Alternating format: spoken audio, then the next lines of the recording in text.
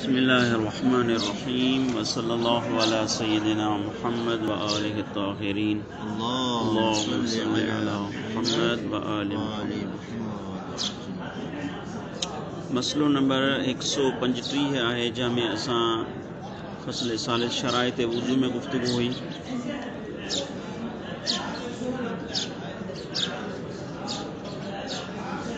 135 मसले में साईं बयान कन था त यजूज़ुल वुज़ूउ व शुरबु मिनल अनहारिल क़िबारे व नहविहा। वॾियूं वॾियूं नहरूं या इन्हनि जहिड़ो पाणी, यानी मिसाल वॾा वॾा तलाव, वॾियूं वॾियूं खॾूं चइजनि, सफ़ा वॾियूं, अगरि उन्हनि में पाणी बीठल हुजे त उन पाणी सां वुज़ू करण बि जाइज़ आहे ऐं उहो पाणी पीअण बि जाइज़ आहे। साईं फरमाईंदा इहे जेके वॾियूं नहरूं आहिनि, हिकु भेरो त वॾी नहर हूंदी आहे ईअं जेका बर बेगान ते आहे या जंहिंजो को वाली वारिस कोन्हे को, ॿियूं उहे आहिनि जेकी कंहिंजी मिल्कियत में आहिनि। क्या थी मिसाल कंहिंजी घणी हेॾा ज़मीन आहे, हुन त नहर खोटराए जेको आहे पंहिंजी ज़मीन मां पाणी छिके आयो, त इनखे बि साईं फरमाईंदा त हीअ सूरत इनखे बि शामिल आहे त वुज़ू ऐं पाणी पीअण उन्हनि वॾियुनि नहरनि मां जेकी अल ममलूकते ले अशख़ासिन ख़ासतिन, जेके कंहिं ख़ासि माण्हुनि जी मिल्कियत में आहिनि, ख़ासि माण्हुनि जी भले मिल्कियत में हुजनि, उन जे बावजूद बि उन्हनि मां पाणी पीअण ऐं वुज़ू करणु जाइज़ आहे। उहे जेके अनहारे कबीरा आहिनि, सवाउन अकानत कनवातन, चाहे उहे अनहारे कबीरा कनवात जी सूरत में हुजनि। कनवात यानी वॾा वाह, कनवात जी माना आहे वॾा वाह। औ मुनशक्कतन मिन शतिन, या दरिया जे किनारे मां खोटियल हुजनि। छते जेको दरिया जे किनारे मां जी खोटे ऐं पंहिंजी बनी वग़ैरह ॾे पाणी आणिबो आहे, इहे अगरि का ख़ासि माण्हुनि जा हुजनि, उन जे बावजूद बि इन्हनि मां वुज़ू ऐं करणु सही आहे। साईं फरमाईंदा व इल्लम यअलम रिज़ल मालिकैनि, चाहे इन्हनि जे मालिकनि जी रिज़ायत मालूम न बि हुजेसि, भले रिज़ायत ख़बर न अथसि, बल्कि साईं फरमाईंदा बल व इन अलिम कराहतहु, चाहे उन्हनि जी नाराज़गी जी बि ख़बर हुजेसि, ही नाराज़ था थियनि, उन जे बावजूद बि वॾियूं नहरूं आहिनि, तव्हां वञी वुज़ू बि कयो, पाणी पीओ, मसलो न आहे। या औकान फ़ीहिम सिगारु अविल मजानीन, या इन्हनि वॾियुनि नहरनि जे मालिकनि में कुझु अहिड़ा बि मालिक आहिनि जेके नंढड़ा आहिनि या जेके चरिया आहिनि। ठीकु आहे नी, पोइ इन बिना ते नंढा ऐं चरियल ॼण त आहे मुतलक़। जीअं वॾियुनि नहरनि मां भले उहे नाराज़ हुजनि, उनजी जेको वञो तव्हां पीओ, वुज़ू करे अचो, मसलो न आहे। व कज़ालिकल हालो फिल अराज़ियल मुत्तसिअते इत्तिसाअन अज़ीमा, ऐं अहिड़े तरीक़े सां उहे ज़मीनूं जंहिंजी वेकर तमामु घणी आहे, तमामु 10 जरेब 50 जरेब 100 जरेब जेके वॾियूं ज़मीनूं आहिनि,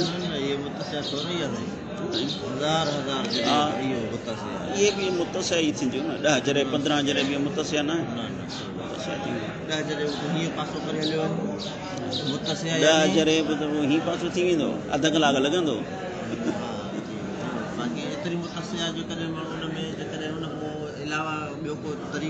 उहो इनहिसार वारी ॻाल्हि थी नथो करे। ईअं वॾियूं ज़मीनूं आहिनि, 15 जरेब 20 जरेब ईअं का वॾी ज़मीन आहे, साईं फरमाईंदा अहिड़े क़िस्म जूं ज़मीनूं जेके आहिनि उन्हनि में बि फ़इन्नहु यजूज़ुल वुज़ूउ, उन्हनि ज़मीननि में तव्हां वुज़ू करे सघो था। व जुलूसो वेहो, व सलातो, व नौमो, व नहवुहा फ़ीहा, इन्हनि में खाओ पीओ सुम्हो उथो वेहो सभु जाइज़ आहे तव्हांजे लाइ। 10 जरेबनि में मालिक लठणी भॼाए, 10 जरेबनि में ईअं वॾियूं माना एराज़ियूं जीअं हुजेसि न, 50 एकड़ भला 100 एकड़ गुज़र, उन खां अलावा माण्हू मुशक़त हरज में पइजी ईंदो। मुशक़त हरज अहिड़ी शइ आहे जेको माना हर तकलीफ़ खे उहो खणी छॾींदी आहे। पोइ हिनखे इहा त भले तूं वञे तूं सुम्हो ज़ाहिर ॻाल्हि आहे, वॾी काॾो वञूं, इन में वञे त तयमुम बि करे अंदरि त भले करे। ऐं साईं फरमाईंदा वला यनातु ज़ालिका बिरिदा मालिकहा, ऐं इन्हनि शयुनि जो इस्तेमालु इन्हनि ज़मीननि जे मालिकनि जी रिज़ायत ते मौक़ूफ़ कोन्हे को। नअम फी गैरिहा मिनल अराज़ी गैरिल मुहजिबते इन्हनि माना ज़मीन जेके वॾियूं ज़मीनूं आहिनि इन्हनि खां अलावा जेके ॿियूं ज़मीनूं आहिनि ॿियूं उहे ज़मीनूं जेके ढकियल न आहिनि छो जो कुझु ज़मीन ढकियल आहे उहा जेका ढकियल आहे उहा त हथ में इजाज़त वठणी पवंदी उते बाक़ी ॿियूं उहे ज़मीनूं जेके ढकियल न आहिनि मिसाल जीअं कीअं जीअं कल बसातीन जीअं बाग़ आहिनि अलती ला सूर लहा उहे बाग़ जंहिंखे का ॿाहिरि चौदीवारी कान्हे का ॿाहिरि जंहिंखे भित कान्हे का ऐं वला हिजाब ऐं न वरी उहे ढकियल बाग़ आहिनि अगर अहिड़ा हुजनि त साईं फरमाईंदा ला यजूज़ु तसरुफ़ु फ़ीहा इन्हनि में तसरुफ़ करणु जाइज़ न आहे हाणे इन्हनि में अगरि उते इनखे निमाज़ पढ़णी आहे उते वुज़ू करिणो आहे त हिते मालिक खां इजाज़त वठणी पवंदी जंहिंखे सूर कोन्हे को हा अगरि जंहिंखे सूर आहे उहो त बदर जा ओला शामिल आहिनि न उहे त बदर जा हा उहे त बदर जा ओला जेके इजाज़त वठणी पवंदी उन्हनि खे छो जो जंहिंखे चौदीवारी आहे चौदीवारी ॾियण जो मतिलबु इहो आहे त मालिक राज़ी न आहे छो जो हिन में न फसल सां न ईअं जेके आहिनि छत वग़ैरह सां ढकियल हूंदियूं आहिनि न ॿनी जी ॻाल्हि नथो करे इहो ज़मीनूं मुतलक़नि ज़मीनूं जेके बसातीन जेके साईं चयो त गैर मुहजिबा कल बसातीन बुस्तान में कुझु न कुझु त हूंदो न ख़ाली त न हूंदी का ज़मीन बसातीन पोइ कीअं थियो ख़ाली आहे त बाग़ कीअं थियो माना बाग़ आहे जो मतिलबु गैर मुहजिबा कल बसातीन इन जो मतिलबु आहे जेको सब्ज़ो मुराद हिते न आहे त सब्ज़ो हुजे ईअं हुजे त पोइ जेको आहे इहो मुहजिबा थी वेंदो गैर मुहजिबा आहे छो जो उनमें बाग़ वण हूंदा आहिनि ज़मीन ख़ाली हूंदी आहे वण मुहजिबा परे खां तव्हां ॾिसंदो त तव्हांखे मुहजिबा लॻंदा न लॻंदा इनमें गुज़री ईंदो आराम सां लेकिन वरी बि लोढ़ो लॻल उहो जेको तव्हां चओ था न उहो पोइ ज़रई ज़मीन आहे माना जंहिंमें ज़रात काश्त थियल हुजे अहिड़ी क़िस्म जी का क़ैद न आहे लॻाई ईअं जेके अराज़ी मुतसिया आहिनि उन्हनि में बि काश्त थी सघे थी ज़रात ऐं पोख थी सघे थी इन्हनि में बि थी सघे थी पोख इहा मुराद ई ढकियल आहे तंहिंजे करे उहे ज़मीनूं जेके ज़मीनूं ढकियल न आहिनि जीअं बसातीन आहिनि ऐं जंहिंखे ॿाहिरि चौदीवारी बि कान्हे का वला हिजाब आहे हाणे हिजाब मां मुराद छा आहे इहो आहे हिजाब मां मुराद इहो कपिड़ो आहे परदो आहे ठीकु आहे न मिसाल जीअं ख़ासि पोखूं थियनि थियूं मथां ढकनि था न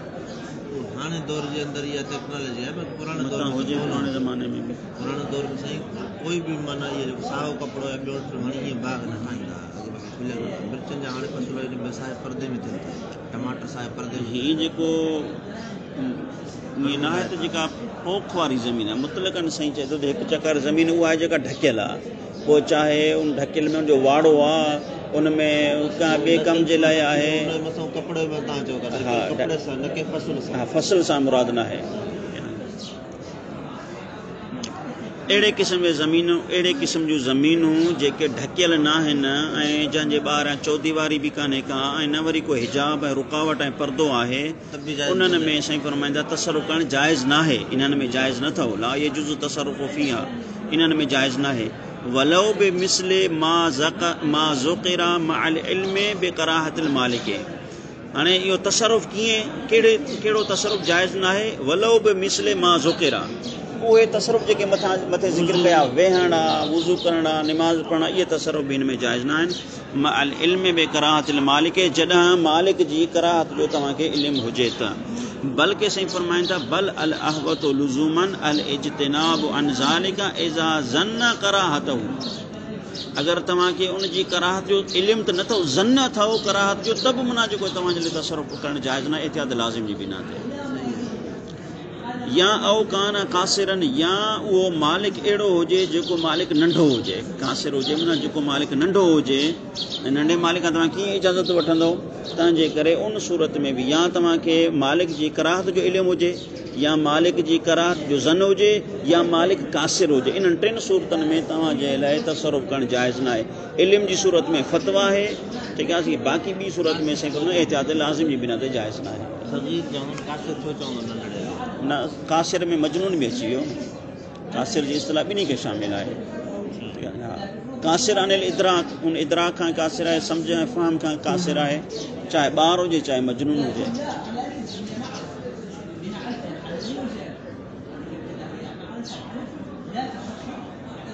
136 नंबर मसलो से बयान कन था मखाज़िनुल मियाह फिल मसाजिद वल मदारिस। मस्जिदन ऐं मदरसन में जेके पानी जूं टांकियूं आहिनि आया इन्हनि खे इस्तेमालु करे सघिजे थो या नथो करे सघिजे। साईं फरमाइनि था त हिते इहो ॾिसणो पवंदो त उन्हनि जी कैफ़ियत वक़फ़ छा आहे। कैफ़ियत वक़फ़ ख़ासि आहे या कैफ़ियत वक़फ़ आम आहे। अगरि ख़ासि आहे त इस्तेमालु नथा करे सघो, अगरि आम आहे त इस्तेमालु करे सघो था। मखाज़िनुल मियाह फिल मसाजिद वल मदारिस इज़ा लम युअलम कैफ़ियत वक़फ़िहा,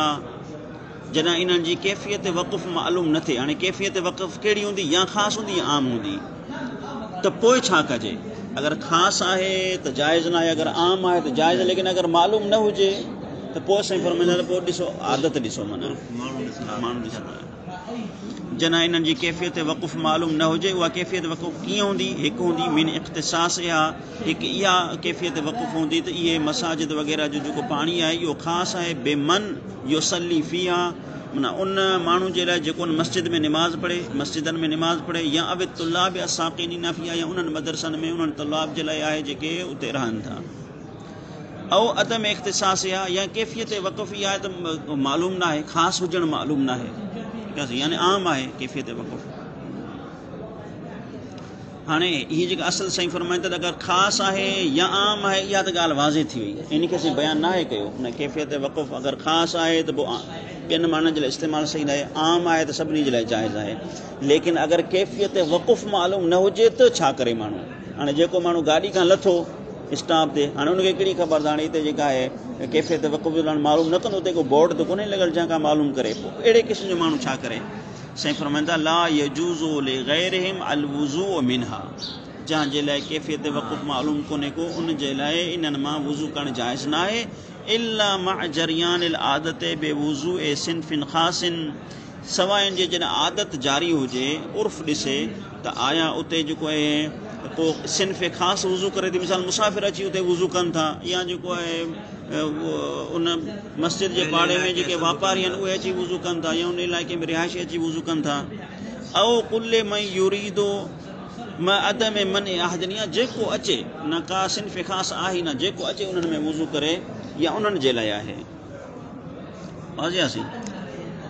त अगरि ईअं हुजे त फ़इन्नहु यजूज़ुल वुज़ू लिल ग़ैर हीनाइज़िन, पोइ अदम मन जी सूरत में जेको आहे ग़ैर जे लाइ उन्हनि में वुज़ू करणु जाइज़ आहे। इज़ तक्शिफ़ुल आदतु अन उमूमिल इज़्न, उन जे करे जो आदत उर्फ़ जी आदत कशफ़ करे थी त हिते इज़्न आम आहे।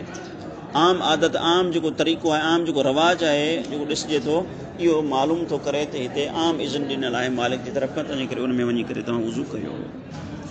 हिकु अधु मसइलो आहे, फसल पूरी थी थिए। मसइलो जेको आहे 137 नंबर मसइले में आहे त इज़ा अलिमा औ इहतमल अन्ना मख़ज़नल माए फिल मस्जिद वक़फ़ुन अलल मुसल्लीन, जॾहिं मालूम हुजे, हिकु इल्मु हुजे या इहतिमाल हुजे त मस्जिद में जेको पाणी आहे इहो फ़क़ति उन्हनि निमाज़ियुनि जे लाइ वक़फ़ आहे जेके हिन मस्जिद में निमाज़ पढ़नि, रुगो आम निमाज़ियुनि जे लाइ बि न। ईअं कॾहिं हूंदो आहे न, ईअं ई मिसाल मस्जिद आहे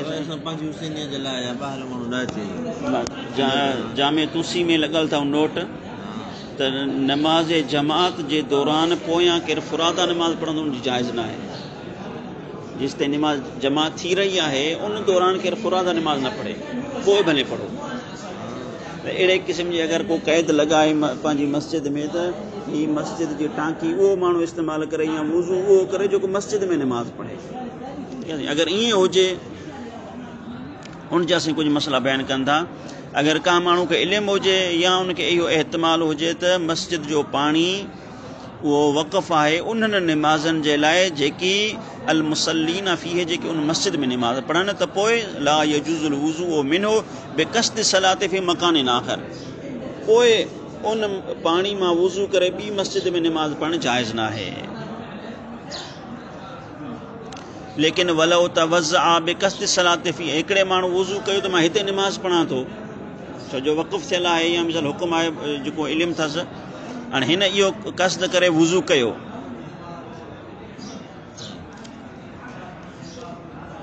वलो तवज़्ज़अ बिक़स्द सलात फ़ी सुम्मा बदअ लहू अन युसल्ली फ़ी मकान आख़र,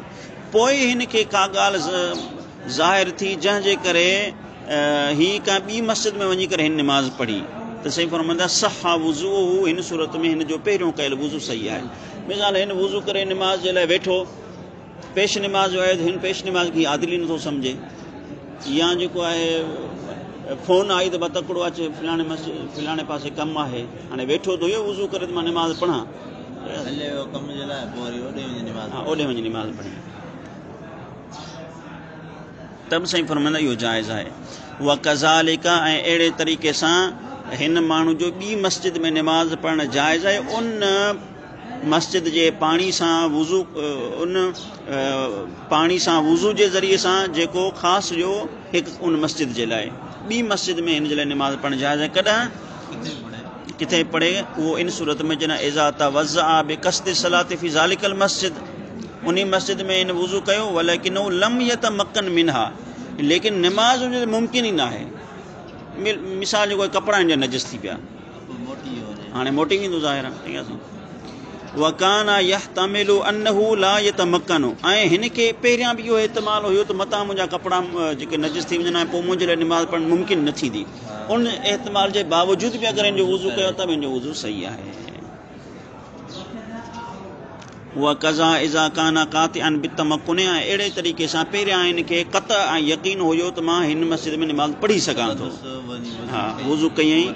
सुम्मा इन कशफ़ अदमहू, पोइ जेको आहे अदम इम्कान जो कशफ़ थियो, पोइ हिन खे मालूम थियो त मां हिते निमाज़ नथो पढ़ी सघां, पोइ बि साईं फरमाईंदा इन जो वुज़ू सही आहे, ॿी मस्जिद में वञी करे निमाज़ पढ़ी सघे थो। व कज़ालिका साॻियो ई हुकुम आहे ॿी मस्जिद में निमाज़ पढ़ी सघे थो इन वुज़ू सां। व कज़ालिका यसिहु लौ तवज़्ज़अ गफ़लतन, हिन खे ख़बर ई न हुई थी बोर्ड लॻो पियो आहे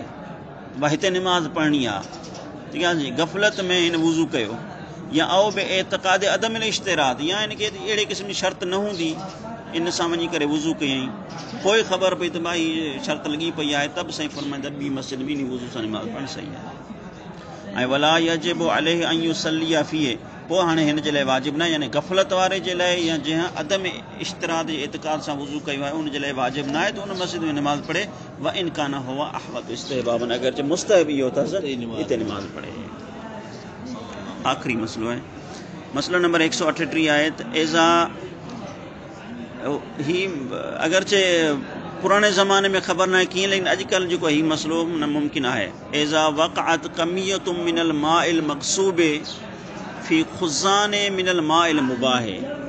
मुबाह पाणी जी टांकी आहे उन में गसबी पाणी पइजी वञे। हाणे मिसाल कीअं, मस्जिद जी टांकी मिसाल कराची जा जेके आहिनि उते जेको आहे टैंकर घुराईंदा आहिनि पाणी जा, या अहिड़ा इलाइक़ा आहिनि जंहिंमें पाणी जी खोट आहे टैंकर घुराईंदा आहिनि, टैंकर आहे गसबी जो, मस्जिद में अची करे मस्जिद जी टांकी में टैंकर सॼो जेको आहे विझराए छॾी, अॻु में पाणी बि हुयो, ठीकु आहे। हाणे साईं फरमाईंदा त इहो हाणे सुवाल पैदा थो थिए त इन गसबी पाणी सां त वुज़ू सही न हूंदो आहे, लेकिन हाणे हीउ जेको गसबी पाणी मुबाह पाणी सां मखलूत आहे,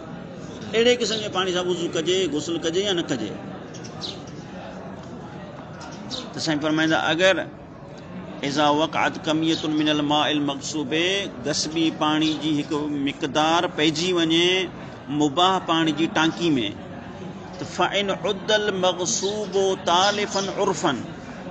अगरि मक़सूब खे उर्फ़न तालिफ़ शुमार कयो वञे, यानी तालिफ़ शुमार कयो वञे छा, यानी मामूली हुजे, यानी कअन काना कलीलन जिद्दन, यानी उहो गसबी पाणी सफ़ा थोरो हुयो,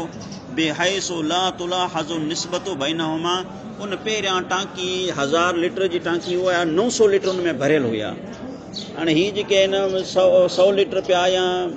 जेको आहिनि 50 लीटर उन में पिया, हाणे उहो किथे 900 लीटर किथे 50 लीटर, माना निस्बत ख़तमु जेका अहिड़ी न आहे, मामूली ॿियनि लफ़्ज़नि में अगरि गसबी पाणी मामूली आहे अहिड़े तरीक़े सां जो उहो उते ॼण त ज़ाहिरी नथो थिए, त साईं फरमाईंदा त जाज़ तसर्रुफ़ु फ़ीहि बिल वुज़ूइ मिन्हु व ग़ैरिही, त साईं फरमाईंदा अहिड़े क़िस्म जे पाणी में तसर्रुफ़ करणु जाइज़ आहे, उन सां जेको आहे वुज़ू ऐं वुज़ू खां अलावा ॿिया कम बि गुस्ल वग़ैरह बि करे सघो था, कपिड़ा पाक करे सघो था, हर शइ जेका आहे ॿाहिरि कपिड़े पाक करण जे लाइ शायदि शर्त न आहे, गुस्ल करे सघो था, वुज़ू करे सघो था। व इल्ला, हाणे व इल्ला इहा जेका इस्तिस्ना आहे तालिफ़नि खां, यानी इज़ा लम युअद्दुल मक़सूब तालिफ़न उर्फ़न, अगर मक़सूब के गस्बी तल पानी के उर्फ़ में तालिफ़ शुमार नथो कजे, बल्कि मक़सूब जी जेका मिक़दार आहे उहा मुबाह खां घणी आहे, पोइ इन सूरत में साईं फरमाईंदा फला यजूज़ो, हिते जेको आहे अहिड़े क़िस्म जे पाणी सां वुज़ू करणु जाइज़ न आहे, इल्ला बिइज़्निल मक़सूब मिनो, सवाइ उहो जंहिं खां पाणी तव्हां गस्बी करे आया हो उन खां फ़ोन करे इजाज़त वठो, या मिसाल उनखे पैसा ॾियो उनजी उजरत, उन खां पोइ तव्हांजे लाइ वुज़ू करणु सही थी वेंदो। वसल्लल्लाहु अला सय्यदिना मुहम्मद। मालूम न हुजे, मालूम न हुजे न हुजे त पोइ त बसि, मालूम न हुजे त पोइ त ख़बर न आहे गस्बी घणो आहे अलाए हो घणो आहे, मसालत छा रखंदा। इन में पोइ इहो मालूम थो थिए त पोइ मुबाह आहे, पोइ जाइज़ आहे उनजे लाइ, मसालत जवाज़ थी वेंदा, जाइज़ थी।